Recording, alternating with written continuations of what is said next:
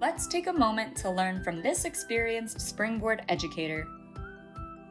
So after I've given my students the mini lesson for the day in writing, and I send them off to write, off you go, I get ready for writing conferences. And for me, writing conferences are really at the heart of a writing workshop block.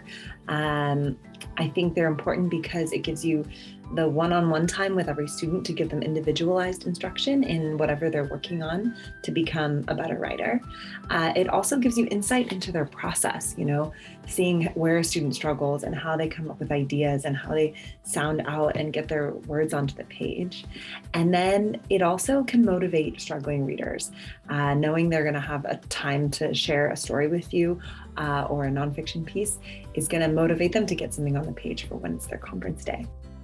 So when I think about conferences, I want it to be very intentional. So I first set a schedule. I think about the order in which I'm going to visit my students, and I try to get to them at least twice a week. And these conferences don't have to be long, maybe 3 to 5 minutes at the most. So once I have the schedule, I'll let the students know who I'm going to visit that day, and they know it's going to follow structure. I keep the same structure. So I start with a compliment. I find something in the students' writing that I want to praise them for, something they're doing well. And if this is a follow-up conference, I may look back at their goal from last time and notice something they've done working towards that goal.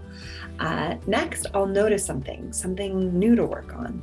And I'll have a conversation with them about it and ask them for their input, because as we're setting goals, I want them to be invested and understand their goal as well. And it can also be either a revisitation of the same goal they had, or if maybe that goal seems now too broad, I could find a narrower goal, something smaller, more bite-sized to work on.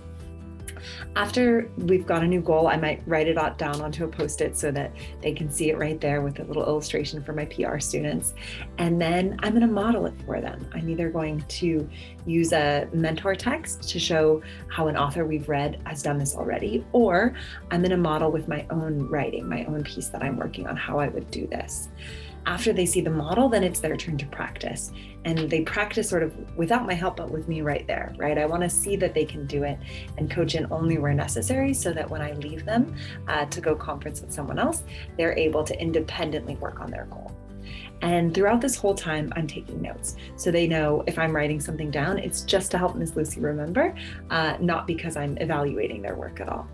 Similarly, during these conferences, I'm not correcting. If I see a spelling error or something, I'm not correcting unless it directly applies to their goal, because the last thing we want to do during writing time is make them feel like they can't get their ideas down on the page. That's what's most important. We can edit during the revision stage later on.